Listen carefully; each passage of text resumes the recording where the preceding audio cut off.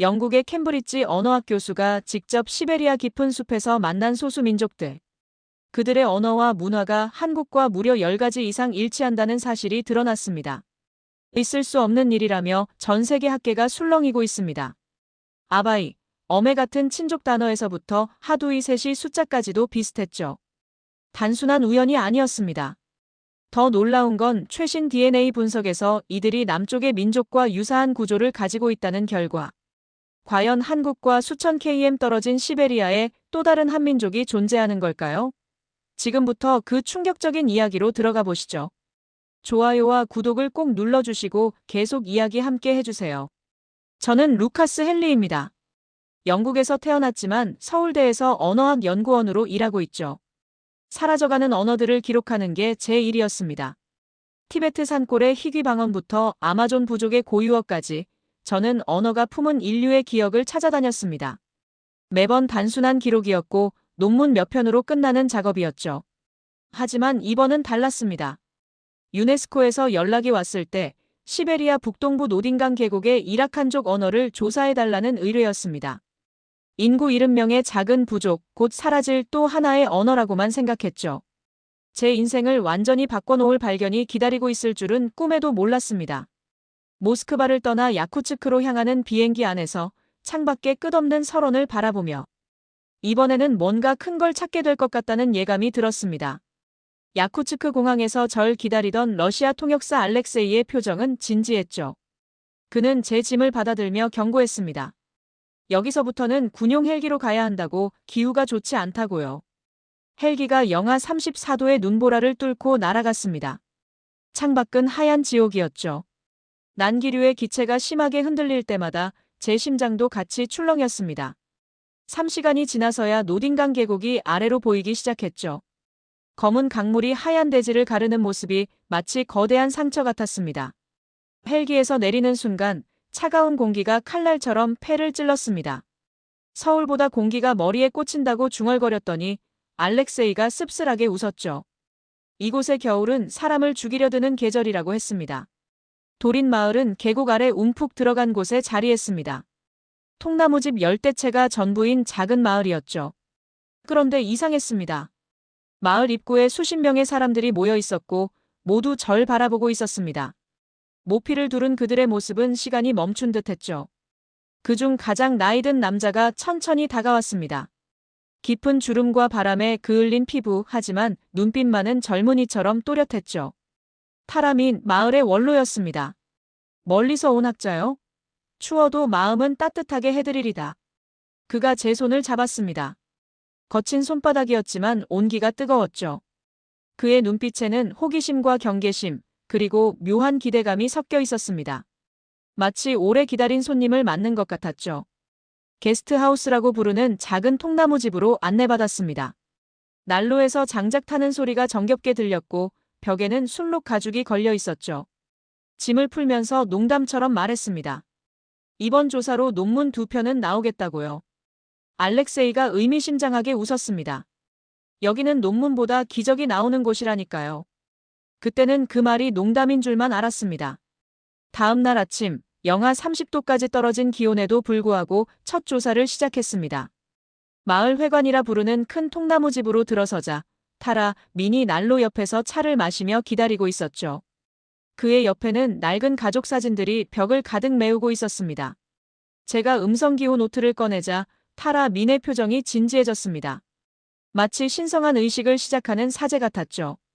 기초 친족어휘부터 들려달라는 제 요청에 그는 천천히 고개를 끄덕였습니다. 그리고 벽에 한 사진을 가리켰습니다. 흑백 사진 속 남자와 여자, 아이들이 카메라를 향해 어색하게 서 있었죠. 타라 민이 입을 열었습니다. 아르베, 오미. 제 펜이 허공에서 멈췄습니다. 심장이 쿵 하고 내려앉았죠. 방금 들은 단어가 믿을 수 없었습니다. 제가 서울에서 연구했던 한국어 고어와 너무나 흡사했습니다. 발음뿐 아니라 억양, 음절 구조까지 거의 일치했죠. 방금 뭐라고 하셨죠? 제 목소리가 떨렸습니다. 타라 민은 부드럽게 미소 지으며 천천히 반복했습니다. 아르베는 아버지, 오미는 어머니라고요. 제 손이 미세하게 떨리기 시작했습니다. 펜을 쥔 손가락에 힘이 들어갔죠. 이건 우연이 아니었습니다. 수천 킬로미터 떨어진 이 고립된 마을에서 시베리아 한복판에서 어떻게 이런 일이 가능할까요? 제 머릿속이 하얗게 비어갔습니다. 알렉세이가 제 얼굴을 보고 걱정스럽게 물었습니다. 왜 그러냐고, 평범한 단어 아니냐고요. 저는 고개를 저으며 대답했습니다. 이건 지금까지 어느 북방 언어에서도 보지 못한 형태라고. 제 얼굴이 하얗게 질렸다고 나중에 그가 말하더군요. 다른 친족어들도 좀 더 말씀해 주실 수 있을까요? 형, 누나, 동생에 해당하는 표현들요. 제 요청에 따라 미는 차분하게 이어갔습니다. 히르는 형, 누라는 누나, 도세는 동생이라고요. 들을 때마다 제 숨이 가빠졌습니다. 형태소가 그대로였습니다. 한국어 고어의 흔적이 이곳에 그대로 살아있었죠. 제가 억지로 숨을 들이쉬며 손등으로 이마에 땀을 닦았습니다. 추운 날씨인데도 등줄기에 식은땀이 흘렀죠. 급하게 녹음기를 켰습니다. 이건 반드시 기록해야 할 역사적 순간이었습니다. 혹시 숫자는 어떻게 세십니까?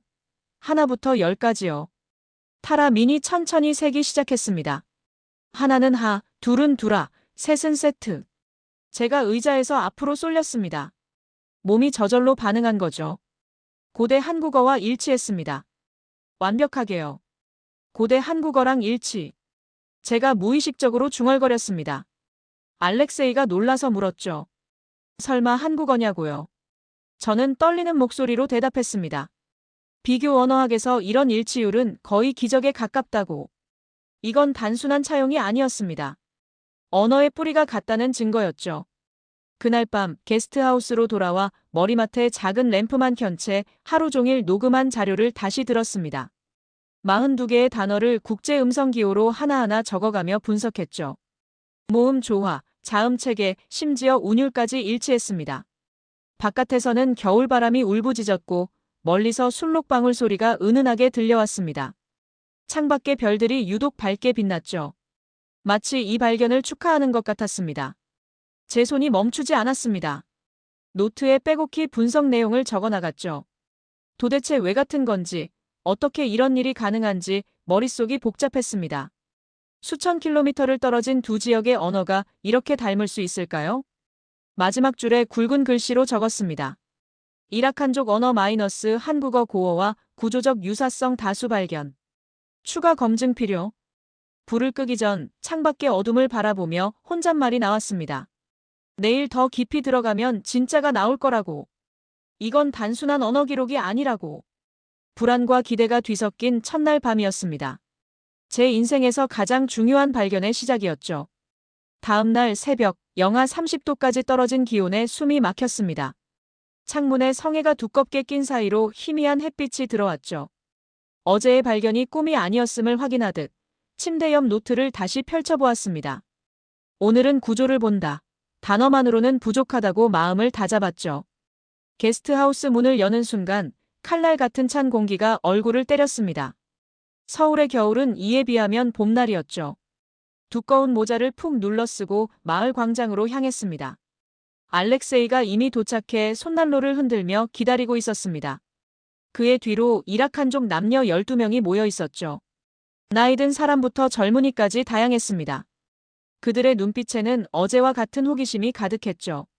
메모북을 펼치며 조심스럽게 부탁했습니다. 오늘은 동사 구조를 들어보고 싶다고 간단한 문장 하나를 만들어 달라고요. 나는 간다라는 표현을 알려달라고 했죠. 젊은 이라칸 남성 아크투르가 주저없이 대답했습니다. 비라젠. 제 숨이 멎었습니다. 심장이 한 박자 건너뛰었죠. 떨리는 목소리로 다시 물었습니다. 첫 음절이 비었냐고요. 아크투르가 고개를 끄덕이며 설명했습니다. 우리말로 비는 나, 내 몸이라는 뜻이라고요. 펜을 떨어뜨렸습니다. 허리를 숙여 줍는 동안에도 머릿속은 하얗게 비어 있었죠.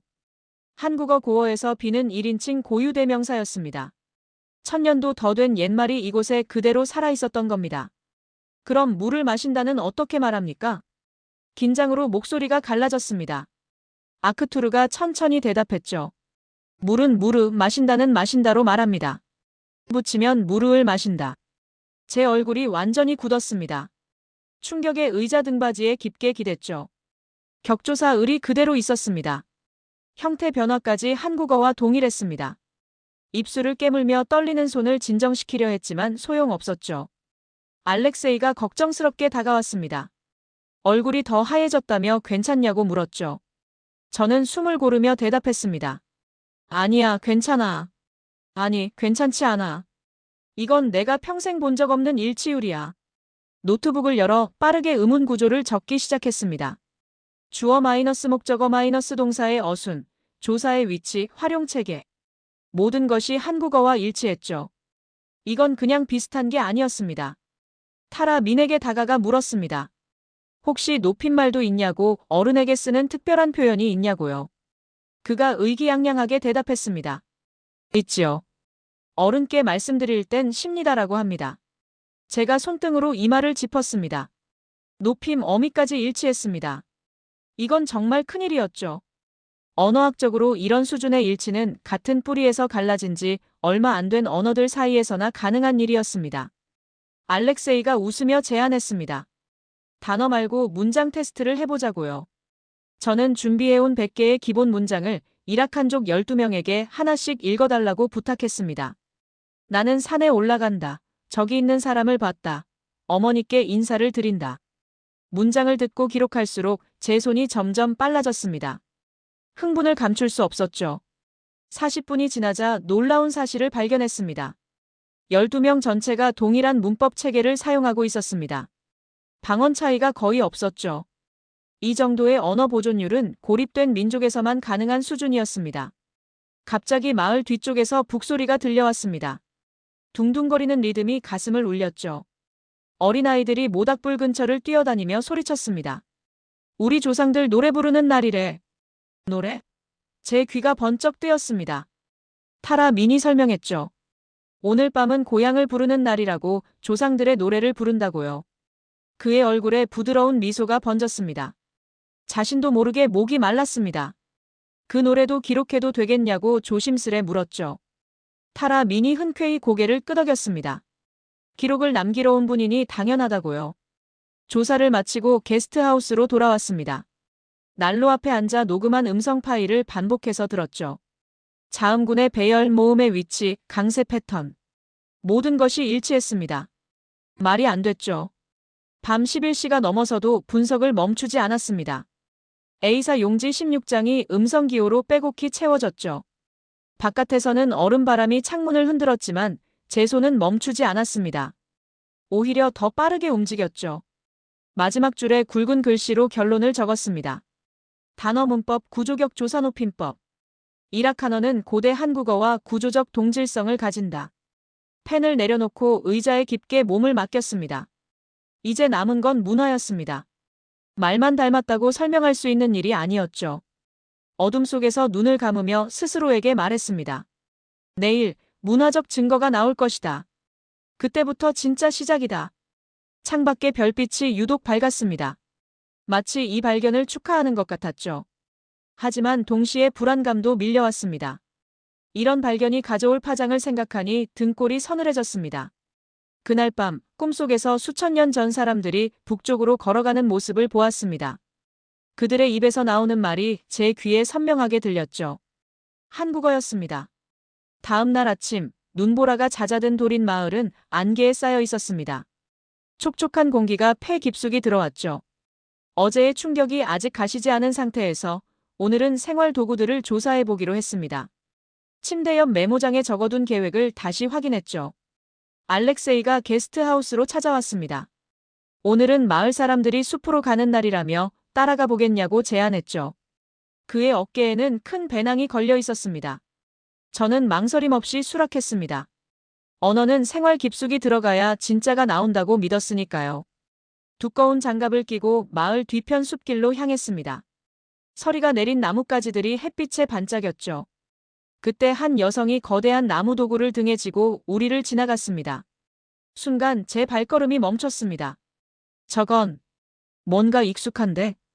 그 도구의 형태가 낯설지 않았습니다. 어자 모양의 나무 틀에 짐을 올려놓는 구조였죠. 제가 서울의 민속박물관에서 봤던 것과 너무나 흡사했습니다. 여성에게 다가가 정중히 물었습니다. 저 도구의 이름이 무엇이냐고요. 그녀는 리나라고 자신을 소개하며 밝게 대답했습니다. 우린 저걸 지안이라고 불러요. 무거운 짐 옮길 때 써요. 제 눈이 크게 떠졌습니다. 지안. 한국의 지게와 발음이 거의 같았습니다. 떨리는 손으로 노트에 급히 적었죠. 리나가 계속 설명했습니다.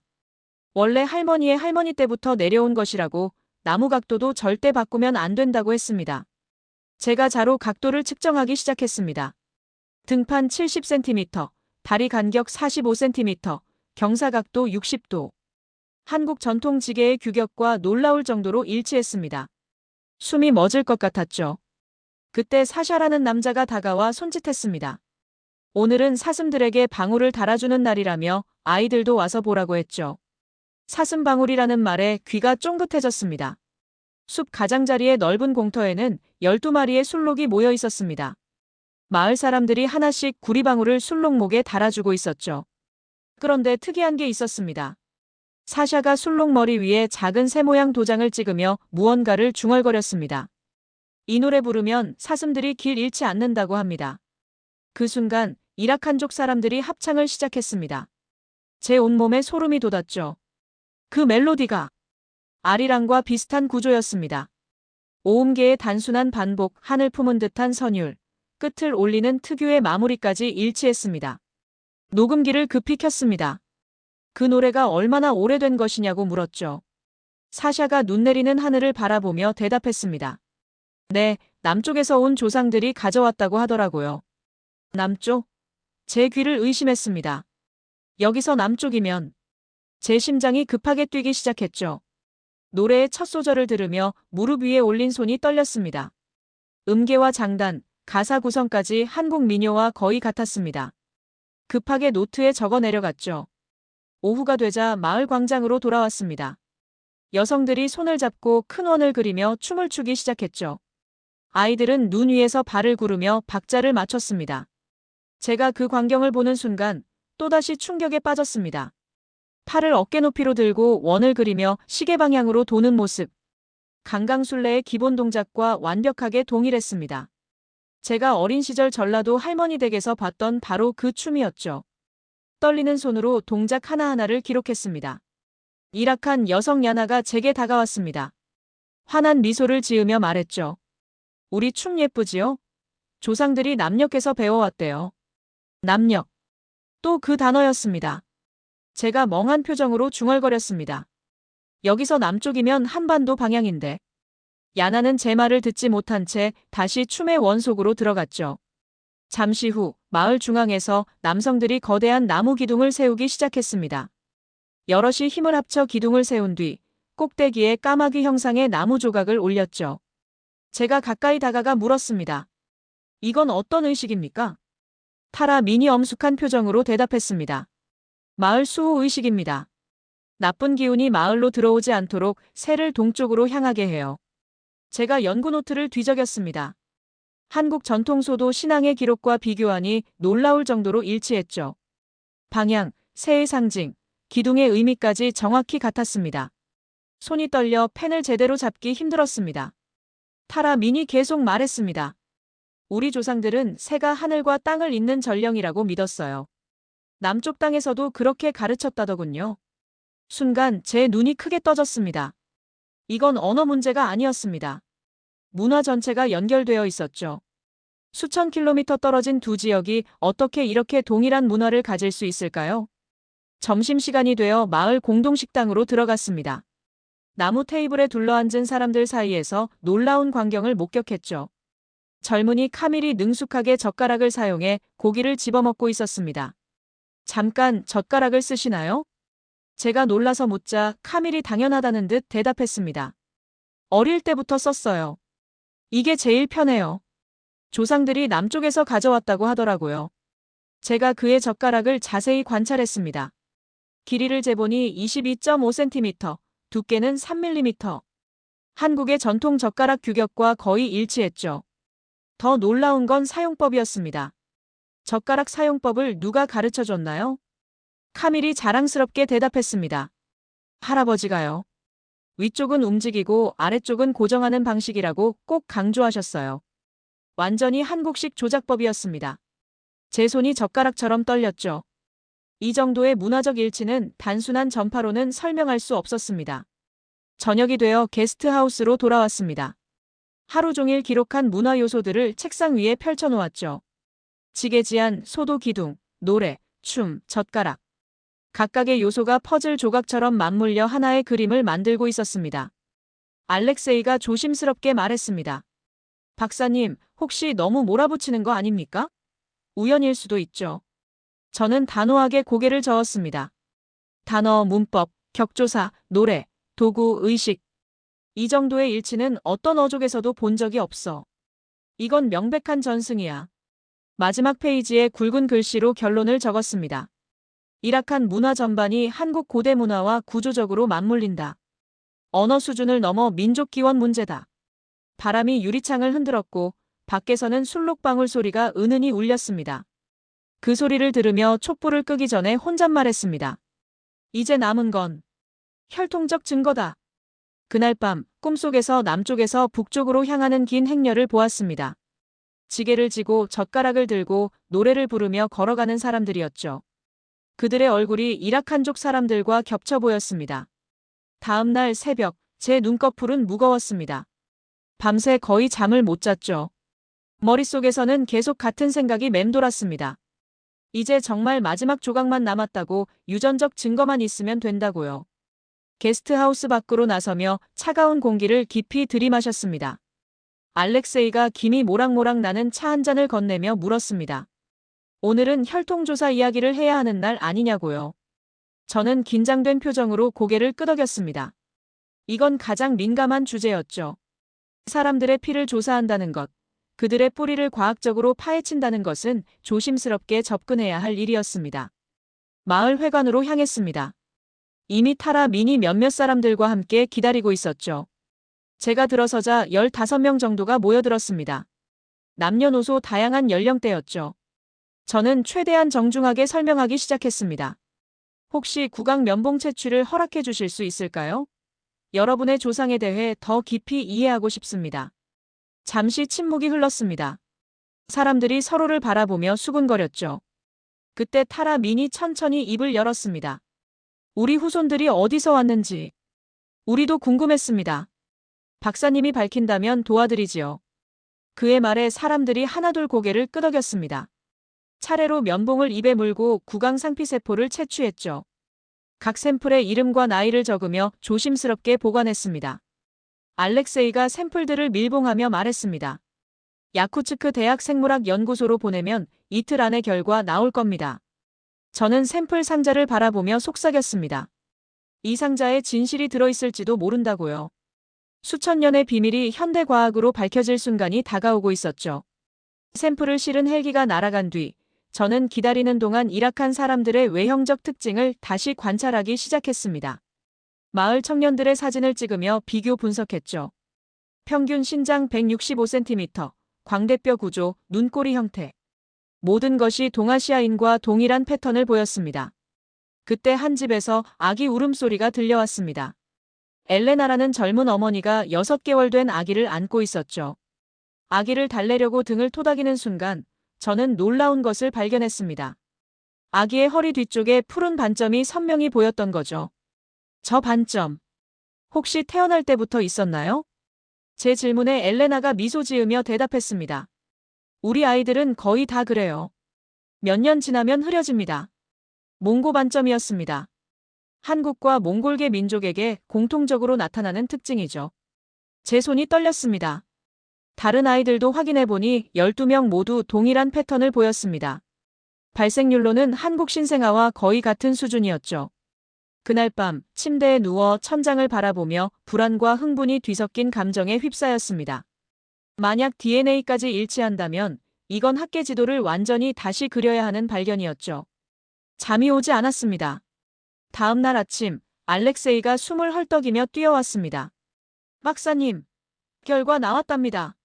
연구소에서 지금 바로 연결하래요. 심장이 쿵쾅거렸습니다. 노트북을 급히 꺼내 영상회의를 연결했죠. 손을 모으고 간절히 바랐습니다. 제발, 제발. 화면에 야쿠츠크 대학 생물학 교수 드미트리예프 박사가 나타났습니다. 그의 표정은 진지했지만 눈빛에는 흥분이 감돌았죠. 루카스 박사, 놀랄 준비하십시오. 그가 DNA 분석표를 화면에 띄웠습니다. 복잡한 그래프와 숫자들이 나타났죠. 그리고 설명을 시작했습니다.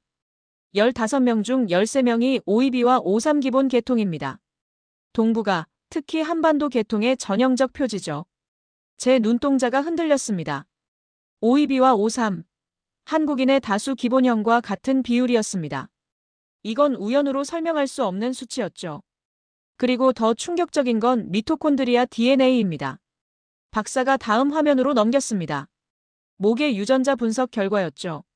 목의 계통 85%가 한반도 일대와 같은 패턴을 보입니다. 이 정도의 일치율은 사실상 같은 조상을 둔 집단이라고 봐야 합니다. 제 입술이 달싹였습니다. 말이 나오지 않았죠. 같은 민족이었다는 말과 거의 다를 바가 없었습니다. 드미트리예프 박사가 마지막으로 혈액형 분포표를 보여줬습니다. O형 33%, B형 28%, O형 34%, AB형 5%. 한국인 분포와 거의 일치합니다. 더 이상 들을 필요가 없었습니다. 제가 의자 등받이에 몸을 던지듯 기댔습니다. 양손으로 얼굴을 감싸며 깊은 한숨을 내쉬었죠. 도대체 어떻게 이런 일이 가능한가?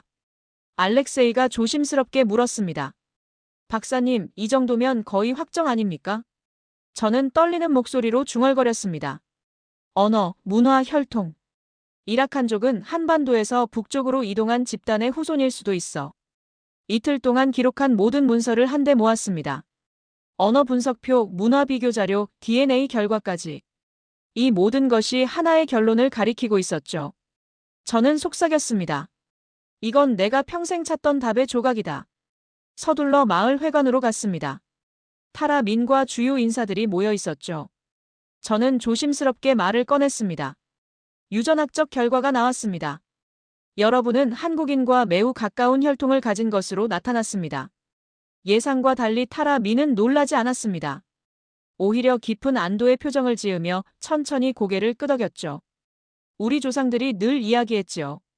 남쪽에 피를 같이 한 형제가 있다고. 그 말에 제 가슴이 뭉클해졌습니다. 전설이 사실이었던 거죠. 구전으로만 전해지던 이야기가 과학으로 증명된 순간이었습니다. 도린 마을에서 돌아온 저는 모스크바행 비행기 안에서 노트북 화면을 수십 번 확인했습니다. 이걸 어떻게 발표해야 싸움이 최소화될까? 학문적 발견이 정치적 폭탄이 될 수 있다는 걸 너무나 잘 알고 있었죠. 공항에 도착하자 러시아 과학 아카데미 직원이 형식적으로 안내했습니다. 내일 발표는 본관 7층 회의실이라고. 그의 차가운 어조에서 이미 긴장감이 느껴졌습니다. 호텔로 이동하며 창밖의 모스크바 도심을 봤습니다. 이제는 학문이 아니라 외교가 얽혀버린 문제가 되었죠. 불편한 마음을 감출 수 없었습니다. 다음 날 아침 러시아 과학 아카데미 7층 회의실에는 30여 명의 언어학자와 인류학자들이 자리했습니다. 공기가 무거웠죠. 제가 첫 슬라이드를 띄우며 이라칸어와 한국어의 구조적 유사성에 대해 발표를 시작했습니다. 기초어휘 비교표가 나타났습니다. 8개 단어가 거의 동일한 발음을 가진 것을 보자 회의실이 술렁였죠. 두 번째 슬라이드의 동사 활용표를 보여주며 격조사와 활용체계의 일치가 통계적으로 매우 낮은 확률이라고 설명했습니다. 세 번째 슬라이드에서 문화비교 사진들이 등장했습니다. 지안과 지게, 수호기둥, 젓가락 사용법의 일치. 회의실의 웅성거림이 더 커졌죠. 마지막으로 DNA 분석표를 띄우며 유전적 일치가 혈통적 연결 가능성을 뒷받침한다고 말하는 순간이었습니다. 뒷자리에서 누군가 의자를 밀치며 일어났습니다. 러시아 국립대 언어학과의 권위자 세르게이 이바노프 교수였죠. 얼굴이 붉어진 채 큰 소리쳤습니다. 말도 안 되는 주장입니다. 단어 몇 개 비슷하다고 민족의 기원을 바꾼다고요? 이것은 학문이 아니라 선전입니다. 손바닥을 책상에 내리치며 계속 공격했습니다. 유전 자료는 시베리아 전체 민족이 공유하는 범위라고, 그걸 한국과 연결시키는 건 정치적 의도라고 했죠.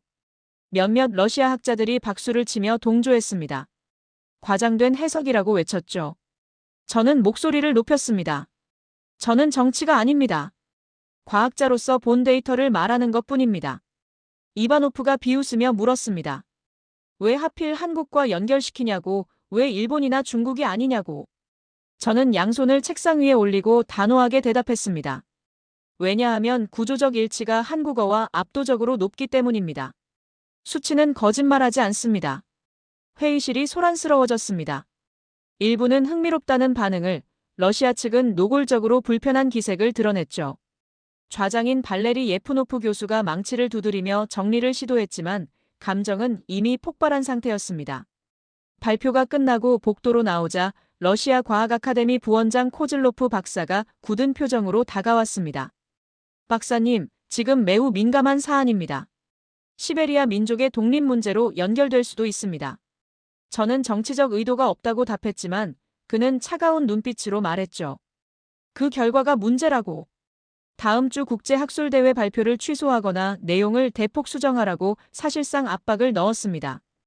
호텔로 돌아와 노트북을 켠 채 한참 멍하니 앉아 있었습니다. 내가 뭘 잘못한 걸까? 아니, 잘못은 없다고 스스로를 다독였죠.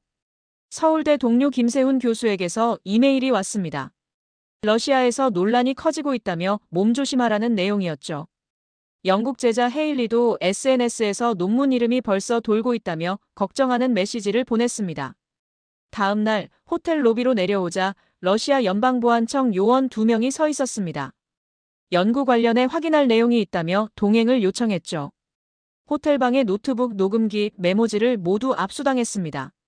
안보와 관련된 문제라며 이해해달라고 했지만 이건 너무 나간 처사였습니다. 홀로 남은 저는 침대에 걸터앉아 머리를 감싸쥐었습니다. 학문 하나 하는데 왜 이렇게 위험해야 하는지 깊은 한숨이 나왔죠. 그때 위성전화가 울렸습니다. 화면에는 타라 민이라는 이름이 떴죠. 그가 낮고 조심스러운 목소리로 말했습니다. 박사님, 모스크바에서 어렵다는 이야기 들었습니다. 혹시 다시 마을로 오실 수 있나요? 무슨 일이냐고 묻자 그는 잠시 머뭇거리다 답했습니다. 보여드릴 게 있습니다. 중요한 것. 저는 망설임 없이 답했습니다. 알겠다고, 바로 가겠다고. 호텔 창밖을 바라보며 다짐했죠. 내가 시작한 일이 이렇게 커졌는데 이제는 끝까지 가야 한다고. 다시 시베리아행 비행기에 올랐습니다. 비행기 안에서 스스로에게 말했죠. 이제부터는 학문이 아니라 진실을 지키는 일이다. 야쿠츠크를 거쳐 다시 도린 마을로 돌아왔을 때 저녁 안개가 마을을 덮고 있었습니다. 타라 민이 긴장된 표정으로 절 맞았죠. 조용히 오셨다며 따라오라고 속삭였습니다. 이번엔 알렉세이 없이 홀로 왔습니다. 공적인 방문이 아니었죠. 누군가 눈치채면 곤란할 수 있었습니다. 발걸음을 조심스럽게 옮겼습니다. 마을 뒤쪽 언덕 아래 오래된 통나무 집으로 안내받았습니다. 타라 민이 비밀스럽게 말했죠. 오늘 밤은 몇몇 노인들이 오랫동안 숨겨온 이야기를 들려줄 거라고. 통나무집 안에는 촛불 하나만 켜져 있었습니다. 안쪽에 90세 가까워 보이는 백발의 노인이 조용히 앉아 있었죠. 알렉산드르 미긴 마을의 기록자라고 타라 민이 소개했습니다. 조상의 전승을 그분만 기억하고 계신다고 했죠. 저는 허리를 숙여 인사했습니다. 진실을 알고 싶을 뿐이라고 경청하겠다고 말했죠. 알렉산드르가 떨리는 손으로 오래된 가죽 주머니를 풀었습니다. 오래전부터 전해 내려오던 것을 이제 당신께 맡기고 싶다고 했죠. 주머니에서 꺼낸 것은 손바닥만 한 나무판 여러 개였습니다. 그 위에는 기묘한 기호와 그림이 칼로 정교하게 새겨져 있었죠. 제 숨이 멎었습니다. 이 문양이 혹시 문자를 뜻하는 것이냐고 물었죠. 알렉산드르가 고개를 끄덕였습니다. 이건 우리 조상들이 남쪽에서 가져온 글입니다.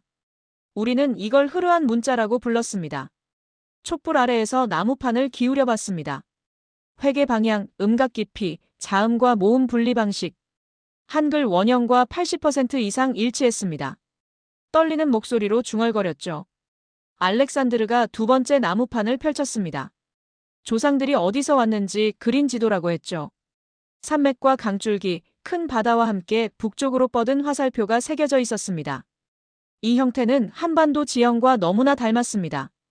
이 이동이 언제 이루어진 것이냐고 묻자 그는 세 번째 나무판을 보여줬습니다. 여기 칸마다 겨울 한 번을 의미한다며 1500칸쯤 된다고 했죠. 제 입술이 떨렸습니다. 1500년 전 삼국시대 말기. 북상 이동 기록과 시기가 완벽히 맞았습니다. 타라 민이 설명을 이어갔습니다. 조상들이 큰 전쟁을 피해 길을 떠났다고 전해 들었다고. 남쪽 땅이 불타오르자 일부가 북으로 아주 멀리까지 올라왔다고 했죠. 저는 불안과 흥분이 섞인 표정으로 말했습니다. 그 전쟁의 흔적이 한국 역사서에도 있다고. 고구려, 백제, 신라가 치열하게 싸우던 시기였죠. 알렉산드르가 네 번째 나무판을 펼쳐 보였습니다. 조상들이 가져온 것들을 그린 거라고 했죠. 지안지게, 젓가락, 소도 기둥, 제사 도구가 정교하게 새겨져 있었습니다. 어제 봤던 생활 문화와 완벽히 일치했습니다. 마지막 나무판을 꺼내며 그가 말했습니다. 가장 중요한 건 이거라고. 우리의 이름을 적은 글이라고 했죠. 나무판 아래쪽에 조산 사람에 가까운 기호가 새겨져 있었습니다. 아래 작은 글씨에는 소리값이 적혀 있었죠. 제가 숨을 삼켰습니다. 이 발음. 조산. 조선의 고형과 거의 똑같았습니다. 펜을 떨어뜨렸죠. 타라 민이 조용히 말했습니다. 러시아 사람들에게 이걸 절대 말하지 않았다고. 다른 곳에서 왔다고 하면 이 땅에 살 권리를 뺏길까 두려웠다고 토로했죠. 그래서 저에게만 보여주신 건가요? 제 물음에 타라 민이 고개를 끄덕였습니다. 당신은 처음으로 우리말을 진심으로 듣고 이해해준 사람이라고. 그래서 조상들의 비밀을 맡기려 한다고 했죠. 깊은 밤, 알렉산드르가 조상의 노래를 낮게 흥얼거렸습니다. 녹음기를 꺼내며 물었죠. 이 노래도 남쪽에서 가져온 건가요? 그렇죠. 고향을 잊지 않게 하는 노래였다고 전해 들었습니다. 그의 눈가가 촉촉해졌습니다. 마리아 할머니가 나타나 어렸을 때 어머니 품에서 들은 말들을 회상했습니다. 고향, 아버지, 어미. 모두 그 말로 불렀다고 했죠. 한국 고어와 동일했습니다.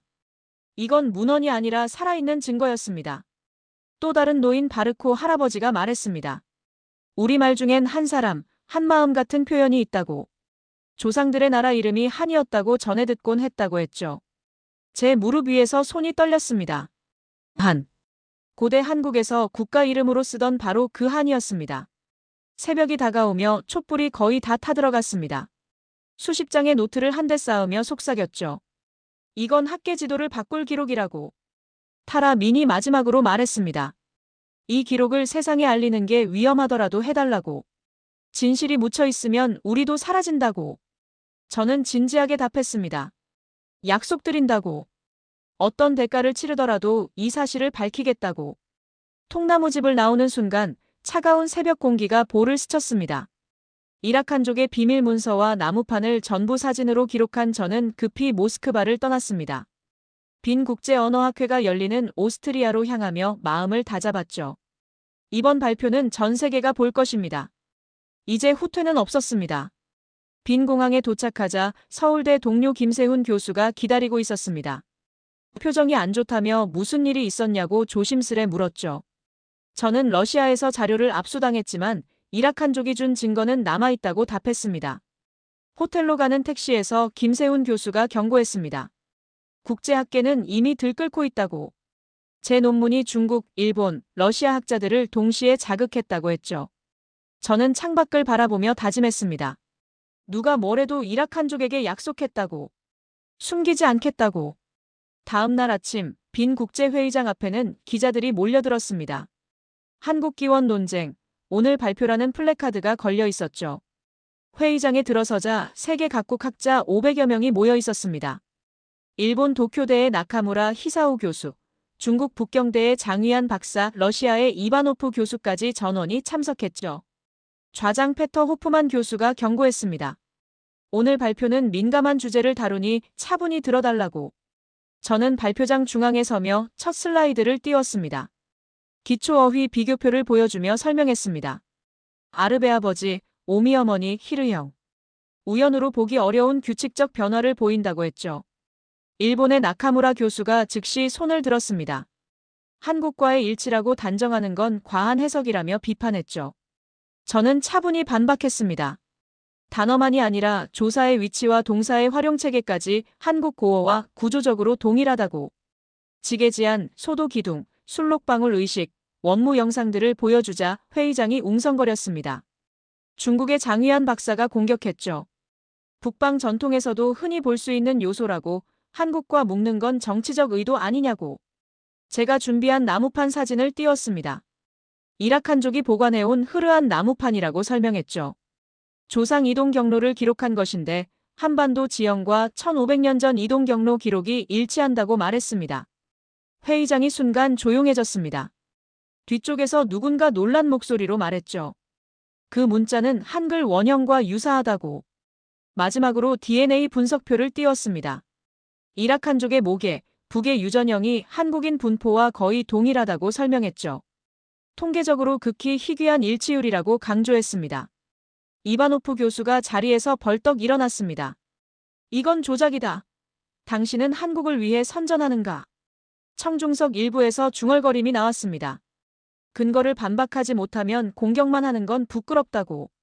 한국의 연세대 유전학자 박진우 교수가 손을 들고 저를 옹호했죠. 이 데이터는 조작이 불가능한 구조라고, 샘플 제공처도 명확하다고. 나카무라 교수가 물었습니다. 이라크한족이 정말 한반도에서 왔다면 왜 일본이나 중국 기록에 그런 내용이 없냐고. 저는 강단을 붙잡으며 설명했습니다. 그게 바로 이번 연구의 핵심이라고. 남쪽에서 북쪽으로 이동한 집단이 기록되지 않고 사라졌다는 뜻이라고. 이건 역사서 간극을 메우는 증거라고 했죠. 일본, 중국, 러시아 학자들이 동시에 외쳤습니다. 말도 안 된다고, 부정확하다고. 회의장은 거의 폭발 직전이 되었죠. 저는 조용히 숨을 들이쉬고 마지막 슬라이드를 띄웠습니다. 이라크한족의 얼굴 사진들이었죠. 그리고 단호하게 말했습니다. 그들은 스스로를 남녘에서 온 사람들이라고 부릅니다. 제가 현장에서 직접 들었습니다. 회의장이 술렁였습니다. 여러 나라 학자들이 동시에 의견을 내며 통제 불가능한 혼란이 이어졌죠.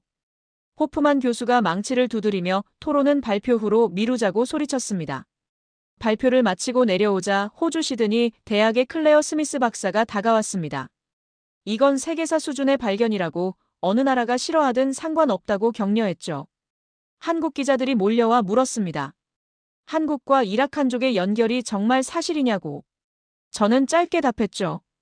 증거가 말하고 있습니다. 저는 그걸 전달했을 뿐입니다. 복도 끝에서는 러시아 기자들이 러시아 민족 분리 선동 프레임을 준비하고 있었고, 중국 기자들은 한국 민족주의 조작 연구라는 제목을 쓰고 있었습니다.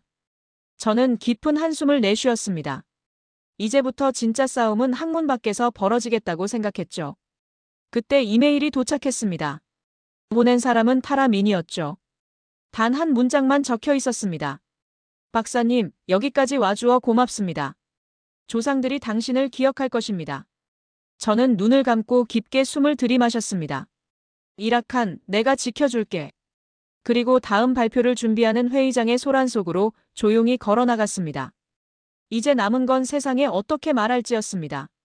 국제학술대회가 끝나자마자 전 세계 언론이 동시에 움직였습니다. 이라크한족 마이너스 한국 연결설이 유럽과 아시아 주요 신문의 헤드라인을 장식했죠. 하루 만에 제 휴대폰은 폭발할 지경이었습니다. CNN 유럽 지부 기자가 연락했습니다. 이번 연구가 인류 이동사 전체를 다시 써야 한다는 주장도 나온다며 인터뷰를 요청했죠. BBC 기자는 한국계 북방 민족, 세계적 파장이라는 제목으로 긴급 섭외를 보냈습니다. 반면 러시아 국영 언론은 서방학자의 조작된 연구라는 프레임을 씌우기 시작했습니다. 중국 관영 매체도 한국 민족주의 확산 조장이라며 공격했죠. 일본 일부 매체에서는 고대 일본 북방계 기원과 충돌할 수 있는 위험한 주장이라는 사설을 내보냈습니다. 호텔방에서 전 세계 기사들을 확인하며 깊은 고민에 빠졌습니다. 내가 의도한 건 학문적 사실일 뿐인데 이게 국가 문제로 번질 줄이야. 머리가 지끈거렸죠. 서울대 김세훈 교수가 급하게 전화했습니다. 한국 정부에서 제 연구를 듣고 싶어 한다며 곧 공식 초청장이 갈 거라고 했죠. 동시에 미국 하버드대 인류학자가 논문 공동 연구를 제안해 왔습니다. 정말 세계가 움직이기 시작한 것 같았습니다. 그러나 반대 여론도 거셌습니다. SNS에서는 러시아, 중국, 일본 네티즌들이 증거 날조, 정치적 프로젝트라며 공격을 시작했죠. 제 개인 계정에는 위협 섞인 메시지까지 도착했습니다. 김세훈 교수가 조언했습니다. 지금은 언론 대응을 조심해야 한다고. 직접 말할수록 정치적으로 오해받을 수 있다고 했죠. 하지만 저는 불안했습니다. 가만히 있으면 이라크한족이 위험해질 수도 있었으니까요. 결국 서울로 향하기로 결정했습니다. 빈 국제공항에서 한국행 비행기를 기다리며 다짐했죠. 이제 모든 걸 정리해 발표해야 할 때라고. 인천공항에 도착하자 한국 언론과 학생들이 몰려들었습니다. 이라크한족과 한국인의 연결이 진짜냐며 질문이 쏟아졌죠. 저는 짧게 답했습니다. 충분한 증거가 있으며 조만간 정식 보고로 말씀드리겠다고.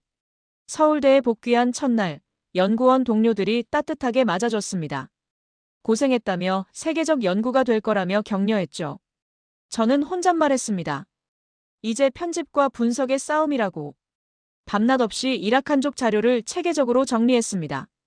언어 분석, 문화 비교, DNA 결과, 나무판 기록까지. 250페이지 분량의 보고서가 완성됐죠. 맨 앞장에 고심 끝에 다음 문장을 넣었습니다. 이 연구는 어떤 국가의 이해관계가 아닌 숨겨진 한 민족의 기원을 밝히기 위한 작업이다. 한국국립박물관에서 특별 세미나가 열렸습니다. 이라크한족과 한국인의 기원적 연결성을 정식으로 발표했죠. 유럽, 미국, 아시아 학자들이 대거 참석했습니다. 어떤 학자는 21세기 인류학의 가장 중요한 발견이라고 감탄했죠. 세미나 후 한국 정부가 움직이기 시작했습니다.